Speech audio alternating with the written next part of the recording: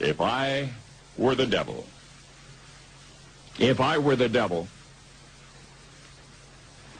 if I were the prince of darkness, I'd want to engulf the whole world in darkness, and I'd have a third of its real estate and 4/5 of its population, but I wouldn't be happy until I had seized the ripest apple on the tree, thee. So I'd set about, however necessary, to take over the United States.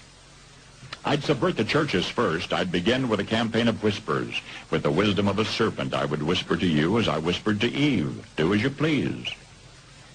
To the young, I would whisper that the Bible is a myth. I would convince them that man created God instead of the other way around. I would confide that what's bad is good and what's good is square.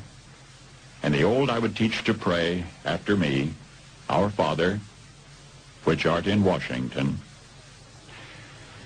And then I'd get organized. I'd educate authors in how to make lurid literature exciting so that anything else would appear dull and uninteresting. I'd threaten TV with dirtier movies and vice versa. I'd peddle narcotics to whom I could. I'd sell alcohol to ladies and gentlemen of distinction. I'd tranquilize the rest with pills. If I were the devil, I'd soon have families at war with themselves, churches at war with themselves, and nations at war with themselves, until each in its turn was consumed.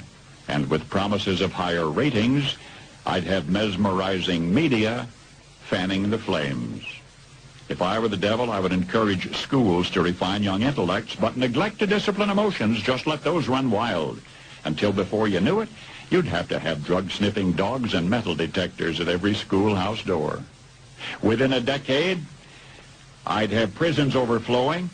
I'd have judges promoting pornography. Soon I could evict God from the courthouse, then from the schoolhouse, and then from the houses of Congress. And in his own churches, I would substitute psychology for religion and deify science. I would lure priests and pastors into misusing boys and girls and church money. If I were the devil, I'd make the symbol of Easter an egg and the symbol of Christmas a bottle. If I were the devil, I'd take from those who have and give to those who wanted until I had killed the incentive of the ambitious. And what'll you bet? I couldn't get whole states to promote gambling as the way to get rich. I would caution against extremes in hard work, in patriotism, in moral conduct. I would convince the young that marriage is old-fashioned, that swinging is more fun, that what you see on TV is the way to be. And thus I could undress you in public, and I could lure you into bed with diseases for which there is no cure. In other words, if I were the devil, I'd just keep right on doing what he's doing. Paul Harvey. Good day. We need a solemn assembly. I mean, we really do need to rend our hearts, not our garments. We need to come before God to see him heal the land. And it just seems like there was a real serious interest that we call pastors and church leaders together for a day of prayer focusing on what must happen in our nation. Is that the way you recall? Yes.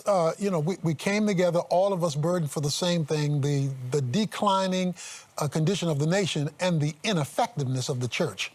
And so in coming together, that was the first miracle, that people who weren't coming together, who didn't come together, were now in the same room at the same time for the same burden, calling on the same God for the same outcome. There you go. So, and John 17 is clear that God's glory shows up when we are one. In other words, I believe we could see a miracle that would correct our perilous course if we would do exactly what this solemn assembly is calling for, what the Old Testament called us to, what Jesus commissioned us to. I believe we can see the blessings of God poured out on our land, and if they could build the walls and restore them in just over 50 days, I think we could at least correct our nation's terribly perilous course and get back on track. And I think it could happen more rapidly than people think. Well, that's when God shows up. I love the word in the Bible, suddenly. Suddenly. I mean, he came out of nowhere and blew your mind. Yes, okay? sir. But we must position ourselves. Sodom and Gomorrah as wicked as they were, would have not been destroyed if Abraham could have found 10. But the righteous couldn't be located, so God couldn't save the culture. Is God having a problem finding the righteous today? We got all these churches on all these corners with all these members, all these preachers, all these buildings, all these programs, and we still got all this mess. Maybe the righteous have become unlocatable. That's right. And so it's time for us to come together.